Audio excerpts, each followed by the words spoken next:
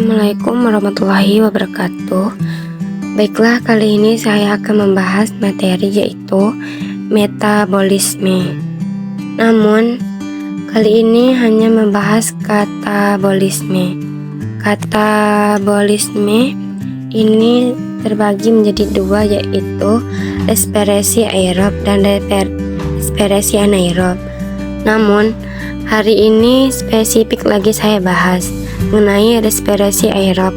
Respirasi aerob ini merupakan respirasi dengan menggunakan oksigen, dan respirasi aerob terbagi menjadi 4 tahap.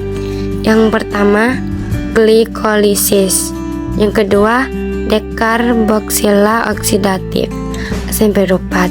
Yang ketiga, siklus Krebs atau biasa disebut dengan siklus asam sikrat. Dan yang keempat atau yang terakhir yaitu transport elektron atau biasa disebut dengan fosforiasi oksidatif. Nah, ini ada 4 tahap ya mengenai respirasi aerob. Ini merupakan tahap yang amat panjang, sehingga yang saya bahas ialah tahap yang pertama, yaitu glikolisis. Oke, kita lanjut ke proses glikolisis. Glikolisis ini merupakan pengubahan senyawa glukosa menjadi senyawa asam berupat. Untuk prosesnya akan saya bahas nantinya. Namun kita bahas dulu tempat terjadi glikolisis ini. Glikolisis terjadi di dalam sel, lebih tepatnya di sitoplasma atau sitosol. Sedangkan untuk 3 tahap tadi itu terjadi di organel yang biasa disebut dengan reservoir of cell, yaitu mitokondria. Kita lanjut di bagian kedua, yaitu proses dari glikolisis. 2 proses, yaitu seperti yang sudah saya jelaskan tadi bahwa glikolisis ini didasarkan bahan yaitu glukosa. Glukosa ini merupakan nomor dari karbon hidrat. Jadi glukosa merupakan monosakarida atau karbon yang paling sederhana. Nah, glukosa akan meningkat fosfat dari ATP. ATP itu apa? ATP merupakan adenosis, itu fosfat berarti 3. Berarti ATP ini merupakan senyawa yang memiliki 3 fosfat. Nah, jadi fosfatnya itu diambil oleh glukosa sehingga berubah menjadi senyawa ADP. Jadi yang tadinya fosfatnya ada 3 berubah menjadi ADP. Prosesnya hingga 2 ADP. Ini merupakan adenosis difosfat lanjut karena glukosa tadi mengambil 1 fosfat dari ATP, sehingga glukosa mengubah nama menjadi glukosa 6. Fosfat ini di sini 6 fosfat, ini bukan berarti fosfatnya ada 6 ya.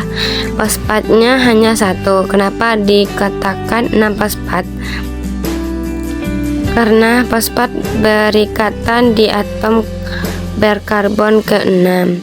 Oke, selanjutnya 6 fosfat akan mengalami isomerasi. Isomerasi menjadi fruktosa. 6 fosfat ini hanya merupakan perubahan isomer saja. Nah, fruktosa 6 fosfat akan mengikat 1 fosfat dari ATP, sehingga ATP berubah menjadi ADP, dan fruktosa 6 fosfat berubah nama menjadi fruktosa 1,6 difosfat karena namanya berubah menjadi difosfat. Difosfat ini menyatakan bahwa difosfat ada 2. 1,6 ini menyatakan bahwa fosfat yang pertama melekat di atom karbon pertama. Kemudian 6 menyatakan bahwa fosfat nempel di atom karbon ke-6. Selanjutnya, fruktosa 1,6 difosfat ini akan dipecah menjadi senyawa PgAl. PgAl singkatan dari fosfoglikorat dehida. Nah, fosfoglikorat dehida ini membentuk senyawa BPGA. BPGA merupakan singkatan dari bifosfoglisrat. Pada pengubahan PGAL menjadi BPGA. PGAL akan menghasilkan NADH. NADH ini merupakan nikotinamida, adenosin dinukleotida hidrogen. Jadi, NADH ini juga merupakan energi, hanya saja untuk NADH belum bisa menggunakan oleh tubuh. NADH nantinya akan berubah menjadi ATP dulu, sehingga bisa menggunakan oleh tubuh. Namun, perubahan NADH menjadi ATP tidak akan saya bahas di proses glikolisis. Jadi, NADH ini berasal dari Na plus NAD plus. Ini merupakan nikotinamida, adenosis dinukleotida. Jadi hal yang sama juga terjadi di sebelah.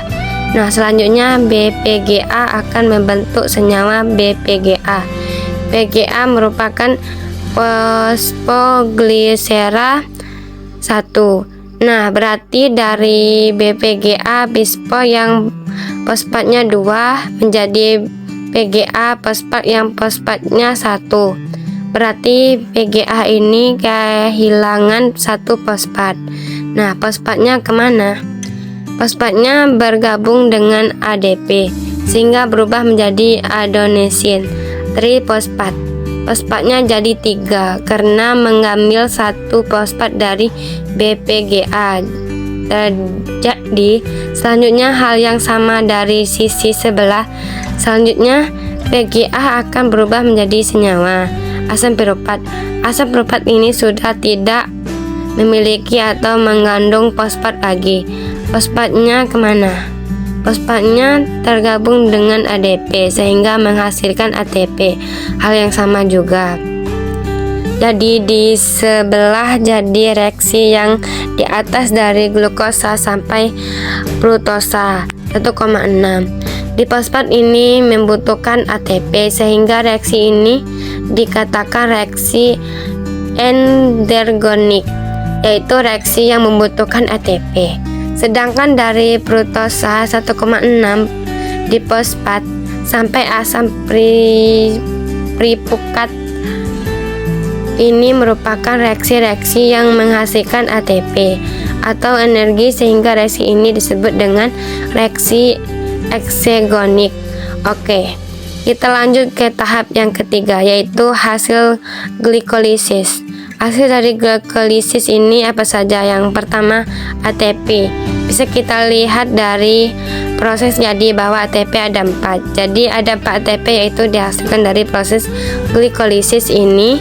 Tapi jangan lupa ya, di proses glikolisis tadi kita membutuhkan 2 ATP. Nah, sehingga total ATP yang dihasilkan 4. Kemudian kita butuh 2 ATP. Maka ATP bersih yang dihasilkan dari proses glikolisis ini berjumlah 2 ATP. Yang selanjutnya dihasilkan NADH. NADH yang berjumlah 2 NADH. Kemudian yang berakhir jelas ada asam piruvat berjumlah 2 asam piruvat. Sehingga hasil dari glikolisis ini 2 ATP, 2 NADH dan 2 asam piruvat. Nah, semoga mudah dipahami dan mengerti. Saya akhiri. Wassalamualaikum warahmatullahi wabarakatuh.